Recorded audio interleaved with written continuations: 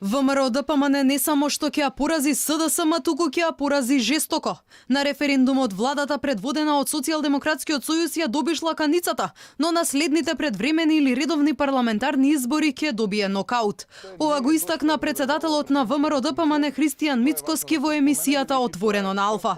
Предупреди дека фокусот на битката е против, како што вели, одродената и криминална влада на СДСМ. За мене политички противник е однонародената и криминална влада на СДСМ, предводена од аболираниот политичар Зоран Заев, и се разбира останувам фокусиран ја и соработниците, секој оној кој што сака да допринесе во борбата против овие луѓе, добре дојден, вратите се отворени, немаме никаква фрустрација према никого, напротив, така што немам никаква дилема околу тоа кој е нашиот вистински противник, но и вистински противник на граѓаните на Република Македонија и македонската нација. Мицкоски остро ја критикуваше последната владина одлука за воведување на прогресивен данок и вети дека штом опозицијата се врати на власт, граѓаните повторно ќе го добијат рамниот данок. Тој откри дека партијата наскоро ќе поднесе барање до парламентот за зголемување на приходите на пензионерите. Ја користам оваа прилика и во вашата емисија да кажам дека веднаш ВМРО ДПМН која ќе победи на следните парламентарни избори ќе